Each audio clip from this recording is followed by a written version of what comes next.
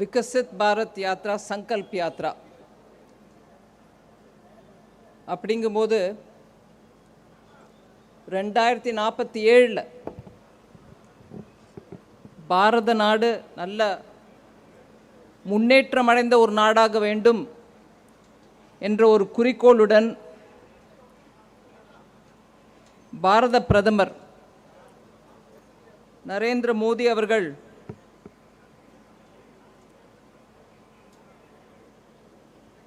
பலவிதமான திட்டங்களை 2014 மக்களுக்கோசம் மக்கள் நலம் கருதி நிறைய இண்டிவிஜுவல் ஸ்கீம்ஸ் எடுத்துகிட்டு வந்தார், திட்டங்களை எடுத்துகிட்டு வந்தார்.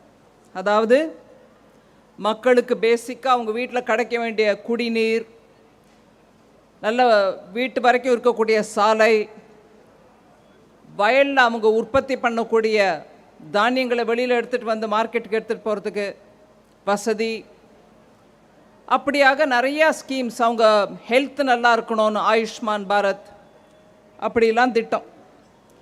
இந்த 17 திட்டங்கள் நாங்கள் ரஃபா டோட்டலாக 17 திட்டங்கள் நகரப்புறத்துக்கு, 17 திட்டங்கள் ரூரல் ஏரியாவுக்கு அப்படின்னு கிளாஸிஃபை பண்ணியிருக்கோம். அதை பற்றி தான் அந்த வேன், அங்கே நிற்கிற வேனில் எல்லாத்தையும் எடுத்து சொல்கிறாங்க. அந்த 17 திட்டங்களை நான் படிக்க விரும்பலை, டைம் எடுத்துக்க விரும்பலை. ஆனால் சில விஷயங்களை முன்வைக்க விரும்புகிறேன். லீட் பேங்க், இந்தியன் ஓவர்சீஸ் பேங்கோட தலைவர் ஸ்ரீவாஸ்தவா அவர்கள் எல்லாத்தையும் எடுத்து சொன்னார், என்னெல்லாம் ஸ்கீம் இருக்குது அப்படின்னு எடுத்து சொன்னார். நான் விவரமாக ஒவ்வொரு ஸ்கீமாக சொல்லாமல், ஆனால் அந்த ஒவ்வொரு ஸ்கீமுக்கும் மோடி கேரண்டி, அதாவது மோடி ஐயா அவர்கள் நமக்கு கேரண்டியாக அந்த திட்டத்தின் மூலம் மக்கள் வரைக்கும் திட்டங்கள் போய் சேர வேண்டும் என்று எடுத்த முயற்சியின் காரணமாக இன்றைக்கி அந்த ஒவ்வொரு திட்டத்திலையும் நாடு முழுவதும் எத்தனை பேர் இருக்காங்கன்றத வரிசையாக சொல்லணும். ஆனால் அதுக்கு டைம் எடுத்துக்காம தமிழ்நாட்டில் எத்தனை பேர் இருக்காங்க, சென்னையில் எத்தனை பேர் இருக்காங்கன்னு அது உங்கள் முன்னே வைக்க விரும்புகிறேன். ஏனென்றால் நம்மளுக்கு முன்னாடி மீடியா கூட வந்திருக்காங்க, ஊடகங்கள் எல்லாரும் இருக்காங்க. இங்கே உங்களுக்கு விஷயமும் புரியணும். இத்தனை திட்டங்கள் மூலமாக மக்கள் நலமடைய வேண்டும். சப்கா சாத் சப்கா விகாஸ்ன்னு சொல்கிறோம். அதாவது எல்லாருடன் இருப்போம், எல்லாரும் முன்னேற்றத்துக்கு நாங்கள் உழைப்போம். அதுதான் அதோட அர்த்தம். இதில் பாகுபாடு ஒன்றுமே இல்லை. நம்மளுக்கு வேணுங்கிறவங்க, நம்ம கட்சி ஆளுங்க, உடன்பிறப்பு, இதெல்லாம் ஒன்றும் இல்லை. யாருக்கு அது போய் சேரணுமோ போய் சேரும். இப்படியாக ஒவ்வொரு திட்டமாக நம்ம பார்த்துட்டு வந்தோம்னா, இன்னும் ஒருவேளை புதுசாக சேர்ந்தவங்க, அந்த பட்டியலில் புதுசாக சேர்ந்தவங்களுக்கு கிடைக்கலையோ என்னவோ, அவங்களையும் சேருங்க. இப்போ வரைக்கும் சேர்ந்தவங்களுடைய அனுபவங்கள் என்ன? போய் ஒரு எம்எல்ஏ காலில் விழுந்து, இல்லைன்னா ஒரு எம்பியை கெஞ்சி, இல்லை ஒரு மந்திரியை தேடு கண்டுபிடிச்சி அவருக்கு கொஞ்சம் பணமோ இல்லை வேறு விதமான உதவியோ பண்ண பிறகு தான் அந்த திட்டத்தில் அவங்க சேர்றாங்களா இல்லையா? இல்லை, அந்த மாதிரி அந்த முயற்சியெல்லாம் பண்ண வேண்டாம், உங்களுக்கு ஆட்டோமேட்டிக்காக வந்து சேருது அப்படிங்கிற முறையா? அதை நம்ம இப்போ வரைக்கும் இந்த மாதிரி ஸ்கீம் மூலமாக பயனாளிகளாக இருக்கக்கூடிய பயன் பெற்ற மக்கள் மூலமாக அவங்களுடைய சொந்த வார்த்தைகளில் நம்ம கேட்போம். அந்த மாதிரி ஒரு விதமான முயற்சியும் இல்லாமல் தானாக அவங்களுக்கு வந்து சேருது. அவங்கள கூப்பிட்டு சொல்கிறாங்க, அம்மா உங்களுக்கு சிலிண்டர் வேணுமா எடுத்துக்காங்க, அம்மா உங்களுக்கு அக்கௌண்ட் ஓப்பன் பண்ணிட்டோம், அதில் ஒரு விதமான செலவு இல்லை, அதில் இவ்வளோ பணம் வருது, இந்த காரணத்தினால் வருது, நீங்கள் அதை எடுத்துக்கலாம். அதை தவிர நீங்கள் சின்ன தொழில் பண்ணுறீங்கன்னா முன்வைக்க வேண்டிய பணமோ தங்கமோ இல்லை அதுக்கு உங்கள் வீட்டுக்காரர் வந்து கேரண்டி கையெழுத்தோ போடாமல் பிரதமர் மோடி ஐயா நம்மளுக்கு கொடுக்குற கேரண்டி மூலமாக ஒரு விதமான முன்பணமும் பேங்க்கில் வைக்காமல் உங்களுக்கு உங்கள் தொழில் பண்ணுறதுக்கு சலுகையான வட்டியுடன் பணம் கொடுக்கப்படுறது. இப்படியாக ஒவ்வொரு திட்டமாக நீங்கள் பார்த்தீங்கன்னா மோடி ஐயா கொடுக்குற கேரண்டியின் காரணமாக பிஎம் ஆவாஸ் யோஜனா, அதாவது வீடு கட்டும் திட்டம், அதன் மூலமாக கிராமப்புறங்களில் தமிழ்நாட்டில் நிறைய வீடுகள் கிடச்சிருக்கு. இப்போ வரைக்கும் தமிழ்நாட்டுக்கு மொத்தமாக அர்பன் ஏரியா, நம்ம சென்னையிலேருந்து பேசுகிறோன்றதுனால அர்பன் ஏரியா ஃபிகர்ஸ் கொடுக்குறேன். கிராமப்புறங்களில் 1.18 crore, அதாவது 1.18 கோடி மக்களுக்கு ஆல் இண்டியாவில் கிடச்சிருக்குன்னா 6.8 lakhs, அதாவது 6 லட்சத்துக்கு மேலே, கிட்டத்தட்ட 7 லட்சம் வரைக்கும் போகுது. 7 லட்சம் வீடுகள் கட்டி 6.8 lakh ஹவுசஸ் தமிழ்நாட்டில் கட்டி கொடுக்கப்பட்டிருக்கு. அதில் நீங்கள் சென்னை நகரம் மாத்திரம் நம்பர் இப்போ கேட்டிங்கன்னா 1 லட்சத்துக்கு மேலே வீடுகள் சென்னை நகரத்தில் பிஎம் ஆவாஸ் யோஜனா மூலமாக கிடச்சிருக்கு.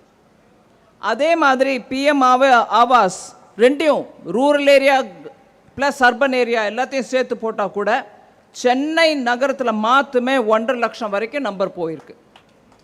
தமிழ்நாட்டில் 14 லட்சம் வரைக்கும் வீடுகள் கட்டி கொடுக்கப்பட்டன.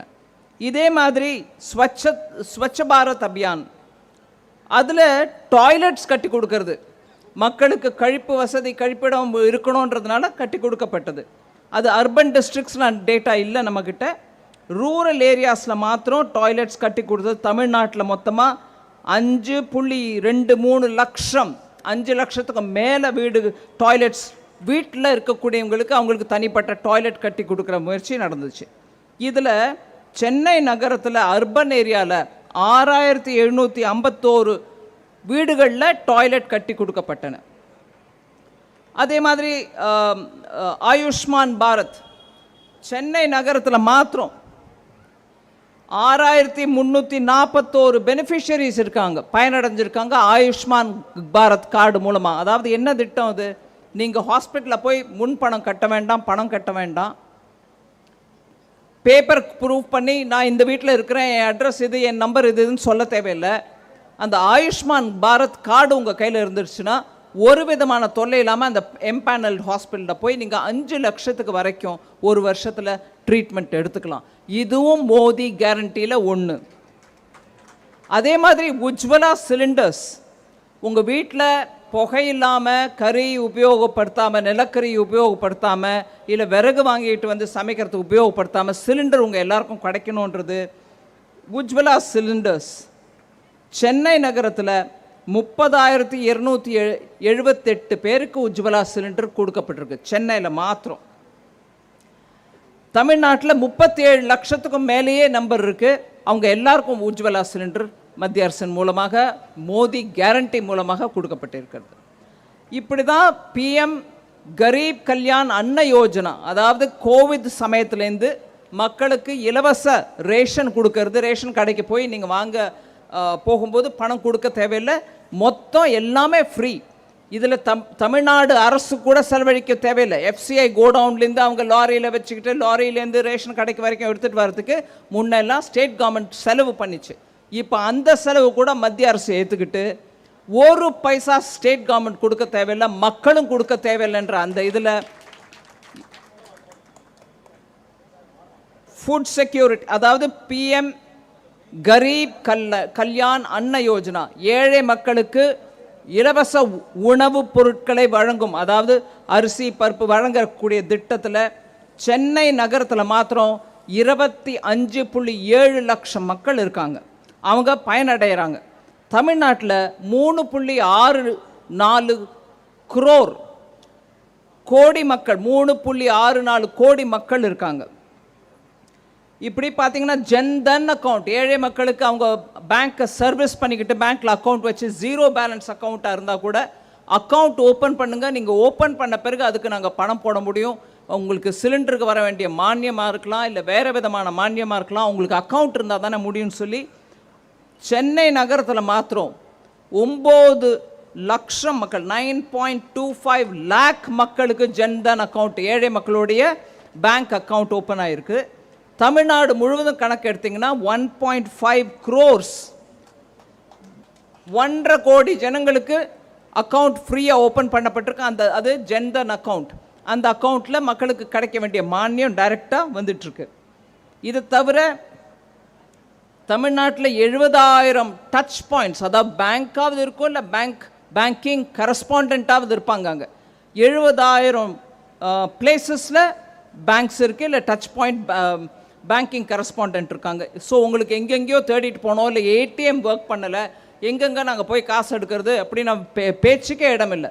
பேங்க் இருக்கோ இல்லைனா ஒரு கடைக்காரரோ யாரோ ஒருத்தருக்கு அந்த அதிகாரம் கொடுக்கப்பட்டிருக்கோம். உங்களுக்கு நீங்கள் போய் நின்னீங்கன்னா உங்ககிட்ட பணம் கொடுக்கறதுக்கோ இல்லை நீங்கள் கணக்கில் போட வேண்டிய பணம் கொடுத்தா அந்த பணத்தை வாங்கிக்கிறதுக்கோ அதிகாரப்பூர்வமாக உங்கள் வீட்டு பக்கத்துலேயே யாரோ ஒருத்தர் பேங்கிங் மித்ரான்னு இருப்பார். அவர் கடையிலையோ அவர் வீட்லேயோ போர்டு இருக்கும். சென்னை நகரத்தில் மாத்திரம் 7419 பேங்கிங் யூனிட்ஸ் அப்படி இருக்குது, டச் பாயிண்ட்ஸ். அதே மாதிரி collateral free bank guarantee loans, அது மோடி ஐயாவோட கேரண்டியில் சின்ன தொழில் பண்ணுறவங்களுக்கு, பூக்கடை வச்சுருக்காங்களோ, காய்கறி வியாபாரம் பண்ணுறாங்களோ, இல்லை சின்ன ஒரு காலையில் இட்லி கடை வச்சுருக்காங்களோ, சாயங்காலம் திருப்பி வந்து அங்கே டிஃபன் கடை வச்சுருக்காங்களோ, அந்த மாதிரிப்பட்ட மக்களுக்கு கூட கேரண்டி இல்லாமல் மத்திய அரசு பிரதமர் ஐயாவோட கேரண்டியில் சலுகையாக லோன் கிடைக்கணுன்ற ஏற்பாடு பண்ணப்பட்ட திட்டங்கள் 3: PM Mudra, stand up India, Svanidhi. இந்த 3 திட்டத்தின் மூலமாக ஒரு விதமான கேரண்டியும் கேட்காம மக்களுக்கு லோன் வழங்கப்பட்டிருக்கு. அதில் தமிழ்நாட்டில் PM முத்ராவில் 2.67 lakh crore டிஸ்பர்ஸ் ஆயிருக்கு அமௌண்ட்டு. 2.67 லட்சம் கோடி ரூபாய் மக்களுக்கு டிஸ்ட்ரிபியூட் பண்ணப்பட்டிருக்கு. அதில் பயனடைந்தவர்கள் 5.2 கோடி மக்கள் தமிழ்நாடு முழுவதும் அதில் பெனிஃபிட் அடைஞ்சிருக்காங்க முத்ரா லோன் மூலமாக. சென்னை நகரத்தில் மாத்திரம் 20.6 லட்சம் மக்களுக்கு அந்த லோன் கிடச்சிருக்கு. 20.6 லட்சம் மக்கள் சென்னை நகரத்தில் மாத்திரம் முத்ரா லோன் எடுத்திருக்காங்க சின்ன சின்ன தொழில் செய்யறதுக்கு. அவங்களுக்கு கொடுக்கப்பட்ட தொகை 16,330 கோடி ரூபாய். அது டிஸ்பர்ஸ் ஆயிடுச்சு, அவங்க கைக்கு போயிடுச்சு, அவங்க பிஸ்னஸ் நடத்திட்டு இருக்காங்க அதை வச்சுட்டு. அதே மாதிரி ஸ்டாண்ட் அப் இந்தியா, புதுவிதமாக ஸ்டார்ட் அப் மாதிரி புது ஐடியாஸோட பிஸ்னஸ் நடத்துகிறாங்க. அது ஒரு பெங்களூரு, ஹைதராபாத், நொய்டா அப்படி தான் இருக்கா? இல்லைங்க. ஸ்டாண்ட் அப் இந்தியான்ற பேரில் பேங்க், வங்கிகளுடைய பிரான்ச் எங்கே இருந்தாலும் அந்த பிரான்ச்சின் மூலமாக பட்டியல் இனத்தில் இருக்கக்கூடிய ஷெட்யூல் காஸ்ட் மக்களுக்கு, ஷெட்யூல் ட்ரைப் மக்களுக்கு, பெண்களுக்கு கேரண்டி இல்லாமல் லோன் கொடுக்கணும் அப்படிங்கிற அந்த திட்டம் மோடியை எடுத்துகிட்டு வந்தது. அது தமிழ்நாட்டில் 20,000க்கும் மேற்பட்ட பயனடைந்த மக்கள் இருக்கிறார்கள். 20,000, more than 20,000 people have benefited from Stand Up India scheme. அதில் 2,200 கோடி ரூபாய் மக்களுக்கு போயிருக்கு. சென்னை நகரத்தை மாத்திரம் எடுத்தோம்னா ஸ்டாண்ட் அப் இந்தியா மூலமாக 3,900 ஆண்டர்பிரினர்ஸ், 3,900 மக்கள் பிஸ்னஸ் நடத்தக்கூடிய மக்களுக்கு ஸ்டாண்ட் அப் லோன் கிடச்சிருக்கு. 434 கோடி ரூபாய் அவங்களுக்கு டிஸ்ட்ரிபியூட் ஆகிருக்குது. அதே மாதிரி PM ஸ்வநிதி, தெருவோரத்தில் கடை வச்சிட்ருக்கவங்களுக்கு மாநகர முனிசிபல் கார்பரேஷன் மூலமாக அவங்களுக்கு ஐடென்டிட்டி கொடுத்தாங்கன்னா அந்த முனிசிபல் கார்பரேஷன் இந்த தெருவில் இவங்கெல்லாம் வியாபாரம் பண்ணுறாங்கன்னு சொன்ன பிறகு அது எங்கள் ஆளுங்க உங்கள் ஆளுங்க இல்லை, முனிசிபல் கார்பரேஷன் சொன்னால் இந்த இடத்துல அவங்க பிஸ்னஸ் பண்ணிகிட்ருக்காங்க ரொம்ப நாளான்னு சொன்ன பிறகு தான் அவங்களுக்கு PM ஸ்வநிதி திட்டத்தின் கீழ் பணம் கிடைக்கும். நான் சென்னை நகரத்துக்கு மாத்திரம் சொல்கிறேன், 79,300 பேருக்கு, 79,300 பீப்புள் ஸ்ட்ரீட் வெண்டர்ஸ் அப்படிங்கிற அந்த கேட்டகரியில் பணம் கொடுக்கப்பட்டிருக்கு. அதில் 75% மக்கள் பெண்கள். நம்பர் புரியுதா? நான் வேற ஏதாவது பாஷையில் சொல்லிட்டு இருக்கேன், நான் தெரியல, எனக்கு ஒரு ரெஸ்பான்ஸ் இல்லை. ஐயோ இது குறைச்சிருக்குங்க, இன்னும் நிறைய பேர் கொடுக்கலாங்க, இல்லை நிறைய பேர் கொடுத்துருக்கீங்களா, நிஜமாக நீங்கள் சொல்கிற நம்பர் கரெக்டா? ஒரு ரெஸ்பான்ஸ் எனக்கு கிடைக்க மாட்டேங்குது. இன்னும் நிறைய பேர் கொடுக்கலாமா, இல்லை வேற யாரும் இல்லையா? புரியுதா? நான் சொல்கிறது புரியுதா? இங்கே இருக்கிறவங்க புரியுதுன்றாங்க, அங்கே இருக்கிறவங்களுக்கு புரியல. வேற ஏதாவது பாஷையில் பேசணும்னா சொல்லுங்க. தமிழ்நாட்டில் மாத்திரம் ஸ்வநிதி 3.6 லட்சம் ஸ்ட்ரீட் வெண்டர்ஸ்க்கு கொடுக்கப்பட்டிருக்கு. அதில் 67% பெண்கள், 32% OBC அதாவது backward class, 18% SC ST. So இப்படியாக PM கேரண்டி நம்ம சொல்லக்கூடிய ஒவ்வொரு ஸ்கீம், இப்போ ஜன் சுரக்ஷா அதாவது அவங்களுடைய காப்பீடு திட்டம், உயிர் காப்பீடு இல்லை ஒரு வேளை ஆக்சிடெண்ட் காப்பீடு, இது எல்லாத்துலேயும் கூட மக்களுக்கு நிறையா சலுகைகளோடு வழங்கப்பட்டிருக்கு. அதில் சென்னை நகரம் மாத்திரம் சொல்கிறேன். உயிர் காப்பீடு எடுத்த ஜீவன் ஜோதி பீமா யோஜனா கீழே, அந்த திட்டத்தின் கீழே 6 லட்சம் என்ரோல்மெண்ட் ஆயிருக்கு. அதில் சில பேர் அந்த அந்த காப்பீடோட பணம் எடுத்திருக்காங்க. பிகாஸ் அவங்களுக்கு அவங்க உயிரிழந்த நிலையில் அவங்க குடும்பத்துக்கு போய் சேர்ந்துருக்க பணம். ஆனால் 6 லட்சம் பேர் என்ரோல்மெண்ட். இது ஆக்சிடென்ட் இன்சூரன்ஸ் கீழே சுரக்ஷா பீமா, அதில் 15.5 லட்சம் பேர் என்ரோல் ஆகியிருக்காங்க. அட்டல் பென்ஷன் யோஜனா, 60 வயசுக்கு அப்புறம் உங்களுக்கு பென்ஷன் கிடைக்கிறதுக்கான ஒரு திட்டம். அதில் 2.4 லட்சம் பேர் சென்னை நகரத்தில் மாத்திரம் அந்த திட்டம்ல என்ரோல் ஆகியிருக்காங்க. ஸோ இதெல்லாம் ஒரு பக்கம் இருக்கட்டும். ஜென்ரலாக தமிழ்நாட்டுக்கு எங்களுக்கு ஒன்றுமே நடக்கிறதில்ல, மத்திய அரசு எங்களுக்கு ஒன்றும் செய்யறதில்லைன்னு சொல்கிற விஷயத்தில் வரும்போது ஒரு 2-3 விஷயம் சொல்லிடுறேன். எல்லாருக்கும் புரியணும். சும்மா வாக்குச்சாலத்தில் நம்ம இல்லை மத்திய அரசு எங்களுக்கு ஒன்றுமே கொடுக்கறது இல்லைங்க, நாங்கள் கட்டுற வரியை தான் திருப்பி கேட்குறோம், எங்களுக்கு கொடுக்குறீங்களா இல்லையா, அதிகாரத்தோடு கேட்குறோம், எங்கள் உரிமையை கேட்குறோன்றவங்களுக்கு சில விஷயங்களை சொல்ல விரும்புகிறேன். வந்தே பாரத் ட்ரெயின் சும்மா பேச்சுக்கு பாருங்கள், உதாரணம் பாருங்கள். இன்டிகிரல் கோச் ஃபேக்ட்ரி பெரம்பூரில் தான் தயாராகுது. நாடு முழுவதும் வந்தே பாரத் எக்ஸ்பிரஸ் போகுது. இங்கே தான் அதோட உற்பத்தியை மத்திய அரசு எடுத்துகிட்டு வந்து பெரம்பூரில் ஐசிஎஃப் ஃபேக்ட்ரியில் கொடுக்குறாங்க. அது தமிழ்நாட்டுக்கு கொடுத்ததா கணக்கு இல்லைங்களா? ரெண்டாவது, 4 வந்தே பாரத் ட்ரெயின் தமிழ்நாட்டில் ஆப்ரேட் ஆகுது. இல்லைன்னா நாம் என்ன சொல்லுவோம், சரிங்க இங்கே எல்லாம் தயார் பண்ணுறீங்க, ஆனால் வடக்கத்தி நாட்டுக்கு எடுத்து போய்டுறீங்களே, எங்களுக்கு ஒன்றும் கொடுக்கலையான்னுவீங்க. 4 நம்ம எல்லாரும் சொல்லக்கூடிய வார்த்தை தான் அது. நான் இப்போ சொல்கிறேன் உங்களுக்கு, 4 வந்தே பாரத் இங்கே இன்ட்ரடியூஸ் ஆகிருக்குது. எங்கேருந்து எங்கே? சென்னையிலேருந்து விஜயவாடா போகுது ஒன்று, இன்னொன்று சென்னையிலேருந்து கோயம்புத்தூர் போகுது, 3வது சென்னையிலேருந்து மைசூர் போகுது, 4வது சென்னையிலேருந்து மதுரை வழியாக திருநெல்வேலி போகுது. வந்தே பாரத் இங்கே 4 ஓடுது. சரி, உங்களுக்கு ரீசண்டாக பிரதமரை வந்து வந்தே பாரத் எக்ஸ்பிரஸுக்கு சவுத் இந்தியாவில் மைசூர் வரைக்கும் கூட ஏப்ரல் மாதம் நவம்பர்லேயே பண்ணிட்டு போயிட்டாரு. இங்கே இன்னொன்று new integrated terminal building Chennai international ஏர்போர்ட்டில் ஓப்பன் ஆயிடுச்சு. உங்களுக்கு தெரியும் அதோட செலவு எவ்வளவு? 1260 கோடி ரூபா. தமிழ்நாட்டில் தான் இருக்குது அந்த சென்னை டெர்மினல். அந்த சென்னை டெர்மினலுக்கு செலவு பண்ணது மத்திய அரசு. அடுத்தது international cruise terminal operationalised at Chennai. June 2023 cruise terminal ஒன்று நம்ம ஆரம்பிச்சிருக்கோம். அதுக்கு 17 கோடி ரூபாயில் அந்த க்ரூஸ் டெர்மினல் தமிழ்நாட்டில் தான் செய்யப்பட்டிருக்கு.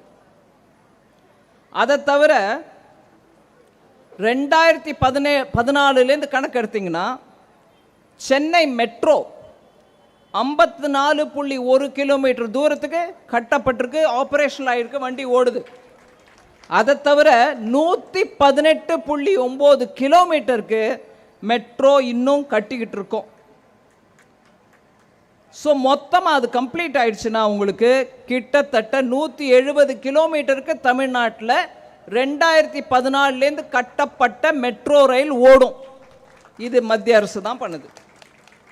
இதை தவிர சென்னை பெங்களூர் எக்ஸ்பிரஸ் வே, அதுக்கு 50,000 கோடி செலவில் அது கட்டப்படுது. 150 கிலோமீட்டர் ஈஸ்ட் கோஸ்ட் ரோடு, அதோட எக்ஸ்பான்ஷன் ஒர்க்குக்கு 3000 கோடி கொடுக்கப்பட்டிருக்கு. இப்படியாக நான் சொல்லிட்டே போனேன்னா இன்னும் நிறைய விஷயம் சொல்லலாம். பட் முக்கியமாக வரி பணத்தை பற்றி கூட நம்ம மக்களுக்கு தெரிய வேண்டிய அவசியம் இருக்குது. அதை ஒரு 2-3 நிமிஷத்தில் பேசி முடிச்சுட்டு உங்கள் டைம் எடுத்துக்கல. அதுக்கப்புறம் பயனாளிகளை நம்ம கேட்போம், அவங்க அனுபவம் எப்படி இருந்துச்சு. ஃபினான்ஸ் கமிஷன் மூலமாக நம்மளுக்கு கொடுக்கப்பட்ட ரெக்கமெண்டேஷன் மூலமாக 2014 மோடி ஐயா ஆட்சி வந்ததுலேருந்து 2023-24 வரைக்கும் நம்ம டோட்டல் டாக்ஸ் டெவல்யூஷன் தமிழ்நாட்டுக்கு பண்ணுறதுக்கு 2,88,627 கோடி. 2,88,627 627 கோடி ரூபா டாக்ஸ் மொத்தமாக டிவால்வ் ஆகுது இங்கே. அதை தவிர கிராண்ட்ஸ் அண்ட் எய்ட், அதாவது கிராண்டாக கொடுக்கறது, அது டாக்ஸ்லேருந்து வருதுனாலும் கிராண்ட் நீங்கள் அதை திருப்பி கொடுக்க தேவையில்லை. இந்த டாக்ஸும் திருப்பி கொடுக்க தேவையில்லை. சொல்கிறேன் உங்களுக்கு, கிராண்ட்ன்ற கேட்டகரியில் 2,58,338 கோடி வருது. இதெல்லாம் சேர்த்து போட்டிங்கன்னா, இதை தவிர ஃபைனான்ஸ் கமிஷன் மூலமாக சொல்லப்பட்ட பணம் நம்ம கொடுக்குறோம். ஆமாங்க, அது எங்கள் உரிமை, எங்களுக்கு கொடுக்குறீங்க. எல்லா ஸ்டேட்டுக்கும் கொடுக்குறோம், அவங்க உரிமைக்கு அவங்களுக்கு கொடுக்குறோம். ஃபைனான்ஸ் கமிஷன்னால் சொல்லப்படாத ஒரு விஷயம், கோவிடுக்கு அப்புறம் ஒவ்வொரு ஸ்டேட்டும் சீக்கிரத்தில் வளரணும், நல்ல வெளியில் வரணுன்றதுனால ஒரு ஸ்பெஷல் அசிஸ்டன்ஸ், கேபிட்டலுக்கு நீங்கள் ஏதாவது இன்ஃப்ராஸ்ட்ரக்சர் கட்டிக்கோங்க, ரோடு போட்டுக்கோங்க, இல்லை ஒரு டேம் கட்டுறீங்கன்னா கட்டிக்கோங்க அப்படின்னு சொல்லி கொடுத்த பணம் 6,412 கோடி. இது ஃபினான்ஸ் கமிஷன் சொல்லிங்க. இருந்தாலும் மோடி சொன்னார், நீங்கள் தயவு பண்ணி ஒவ்வொரு ஸ்டேட்டுக்கும் அவங்க கேபிட்டல் எக்ஸ்பெண்டிச்சருக்கு, அதாவது நல்ல ஒரு சொத்து கட்டுறதுக்கு, டேம் கட்டுறதுக்கோ ரோடு கட்டுறதுக்கோ பணம் கொடுங்கன்னு சொன்னப்போ, வட்டி இல்லாத 50 வருஷத்துக்கு கொடுக்கப்பட்ட அமௌண்ட்டு, நீங்கள் திருப்பி 50வது வருஷம் அந்த அமௌண்ட் கொடுக்கும்போது அதோட வேல்யூ எவ்வளோ இருக்குன்னு யோசிச்சுக்கோங்க. 6,412 கோடி ரூபா கொடுக்கப்பட்டிருக்கு. ஸோ இதெல்லாம் மொத்தம் சேர்த்தா 6,96,666 கோடி ரூபாய் தமிழ்நாட்டுக்கு கொடுக்கப்பட்டிருக்கு. இப்போ எதுக்கு நான் இதை விவரமாக சொல்கிறேன்னா, நாங்கள் கட்டின வரி பணம் தானே, எங்கள் வரி பணத்தை எங்களுக்கு திருப்பி கொடுங்க அப்படின்னு கேட்குறோம். வரி பணத்துலேருந்து தான் எல்லாருக்கும் போகுது. சென்ட்ரல் கவர்மெண்ட்டுக்கிட்ட வேறு ஒன்றும் இல்லை. அந்த வரியிலேருந்து வர பணத்தை எல்லா ஸ்டேட்டுக்கும் பங்கீடு போடுறோம். ஸோ ஃபைனான்ஸ் கமிஷன் ரெக்கமெண்டேஷனும், அதை தவிர இருக்கக்கூடிய கோவிடுக்கு அப்புறம் நம்ம கொடுக்கப்பட்ட சென்ட்ரல் கவர்மெண்ட் கிராண்ட், இதெல்லாம் சேர்த்து போட்டால் நான் சொன்னேன் இல்லை, 6,96,666 crores. நான் ஜிஎஸ்டி விஷயத்தை ஒரு நிமிஷம் கழிச்சு பேசுகிறேன். டைரக்ட் டாக்ஸ், அதாவது income tax, corporate tax, company, ஒரு பெரிய கம்பெனி இருக்குது, அந்த கம்பெனி அவங்களுக்கு வருமானம் எவ்வளோ வருதோ பார்த்துட்டு அதுலேருந்து வரக்கூடிய டேக்ஸ், இதெல்லாம் சேர்த்து போட்டால் 2014லேருந்து 22-23 வரைக்கும் தான் என்கிட்ட நம்பர். 23-24க்கு இந்த மார்ச் மாதம் வந்தால் தான் நம்பர் கிடைக்கும். அதனால் இந்த வருஷத்தை நான் சேர்க்கலை. அந்த அம்மா ஏதோ சொல்லிட்டு போனாங்களே தவிர இந்த வருஷம் ஏன் சேர்க்கலைன்னு கேட்காதீங்க. இந்த வருஷத்து அமௌண்ட்டு இப்போ என் கையில் இருக்காது. 2014லேருந்து ஆரம்பித்து 22-23, அதாவது 23 மார்ச் 31 வரைக்கும் தமிழ்நாட்டிலேருந்து direct tax collection, income tax, corporate tax மூலமாக வந்தது. ஜிஎஸ்டி விஷயம் நான் அப்புறம் சொல்கிறேன்னு சொன்னேன். தமிழ்நாட்டிலேருந்து வந்த அமௌண்ட்டு 6,23,713 crores, 13.3 crores. 6,23,713.3 crores. நான் அமௌண்ட் கொடுத்தது எவ்வளோ சொன்னேங்க? 6,96,666 crores கொடுக்கப்பட்டிருக்கு. 6,23,713.3 டைரக்ட் டாக்ஸ் மூலமாக மத்திய அரசுக்கு தமிழ்நாட்டிலேருந்து வந்திருக்கு. இது சொன்ன உடனே இந்த 6,23,000 கூட தமிழ்நாட்டில் இருக்கிறவங்க மாத்திரமே போட்டாங்கன்னு ஒரு தப்பு அபிப்பிராயம் வரும். பட் தமிழ்நாட்டில் ஒரே கூடிய இன்கம் டேக்ஸ் கட்டக்கூடிய அவங்க ஹிந்தி பேசுகிறவங்களா இருந்தால் கூட இங்கே கட்டுறாங்க அவங்க. சரிங்களா? ஸோ கொடுத்தது எவ்வளவு, வந்தது எவ்வளவு அப்படின்னு கொஞ்சம் நிறைய நேரம் இதில் செலவழிக்க விரும்புகிற மக்கள் இதை பார்த்துக்கோங்க. இதை தவிர ஜிஎஸ்டி, இதை தவிர இன்னும் ஒரு விஷயம் முக்கியமாக ஹைலைட் பண்ணோம். எனக்கு 96-97லேருந்து ஒரு விஷயம் பெண்டிங்காக இருந்துச்சு எல்லா ஸ்டேட்டுக்கும், தமிழ்நாட்டுக்கு மாத்திரம் இல்லை.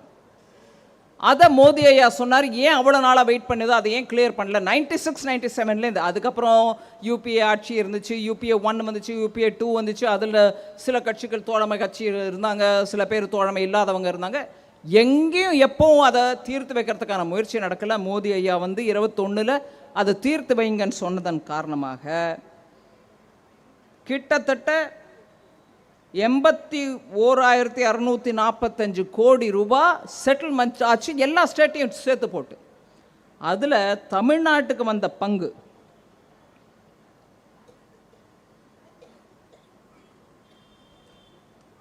$3,225 கோடி. நாங்களும் அது மேலே சும்மா உட்காந்துருக்கலாம், ஏன் கொடுக்காம நிம்மதியாக இருந்தால் யாரும் கேட்கறதுக்கு இல்லை. 96லேருந்து இருக்குதுங்க பெண்டிங், நீங்கள் பார்த்துக்கங்க எப்போ வேணான்னு சொல்லியிருக்கலாம், பண்ணலை. அதில் தமிழ்நாட்டுக்கு வரதையும் கிளியர் பண்ணி 3,225 கோடி கொடுத்தாச்சு. ஃபைனலாக ஜிஎஸ்டி விஷயத்துக்கு வருவோம். சாரி, இன்னும் ஒரே ஒரு விஷயம் இருக்குது. சென்ட்ரல் கவர்மெண்ட் எப்போ பாரு செஸ்ஸு சர்சார்ஜ் கலெக்ட் பண்ணுறாங்க, எங்களுக்கு வரதில்லை, அதை நீங்கள் வச்சுக்கிறீங்க. அதை பலமுறை நான் எடுத்து சொல்லியிருக்கேன். அந்த செஸ்ஸு கூட நம்ம அக்ரிகல்ச்சர் மார்க்கெட்டிங் யார்ட் கட்டுறதுக்கு, இல்லை ஸ்கூல் கட்டுறதுக்கு இப்படி வந்துட்டு தான் இருக்குது. இப்போ நான் சொல்கிறேன் உங்களுக்கு, மொத்தமாக தமிழ்நாட்டுக்கு அந்த செஸ் மூலமாக 2014-15 இன்னைக்கு வரைக்கும் 57,557 கோடி 57,557 crores of rupees வந்திருக்கு செஸ் கலெக்ஷன் மூலமாக. அதில் ஸ்கூல் கட்டுறதுக்கு இல்லை, அதை விட முந்து NHAI ரோடு கட்டுறதுக்கு, ஹைவேஸ் கட்டுறதுக்கு 37,965 கோடி ரூபா NHAI ரோட் செஸ் கலெக்ட் பண்ணுறீங்களா? ரோடு செஸ் மூலமாக கலெக்ட் பண்ண அமௌண்ட்டும் ரோடு கட்டுறதுக்கு தமிழ்நாட்டுக்கே திரும்பி வந்த அமௌண்ட்டு 37,965 கோடி ரூபா. 2014லேருந்து கணக்கு சொல்கிறேன் நான். ரெண்டாவது ஹையஸ்ட் அமௌண்ட் சமக்ர சிக்ஷா ஸ்கூல்ஸ்க்கு 11,116 கோடி ரூபா அதுக்கு வந்திருக்கு செஸ்லேருந்து, எஜுகேஷன் செஸ்லேருந்து. மூணாவது ஹையஸ்ட் பிரதான் மந்திரி ஆவாஸ் யோஜனா ரூரல், கிராமப்புறங்களில் ஏழைகளுக்கு வீடு கட்டி கொடுக்கும் திட்டத்தின் மூலமாக 4,839 கோடி ரூபா வந்திருக்கு. ஃபைனலாக கிராம் சடக் யோஜனா, கிராமப்புறங்களில் ரோடு கட்டுறதுக்கான திட்டத்தின் மூலமாக 3,637 கோடி ரூபா வந்திருக்கு. ஸோ இதெல்லாம் மத்திய அரசு செஸ்ஸாக கலெக்ட் பண்ணதோ டாக்ஸாக கலெக்ட் பண்ணதோ தமிழ்நாட்டுக்கு திருப்பி கொடுக்குறோம். அதை தான் எடுத்து சொல்கிறேன் நான். நீங்கள் ஃபைனலாக ஜிஎஸ்டி பற்றி எப்போதும் கேள்வி கேட்பாங்க. நம்ம ஊரில் கலெக்ட் பண்ணுற ஜிஎஸ்டி எங்களுக்கு வரது இல்லைங்க, முழுமையாக உங்களுக்கு தான் வருதுங்க.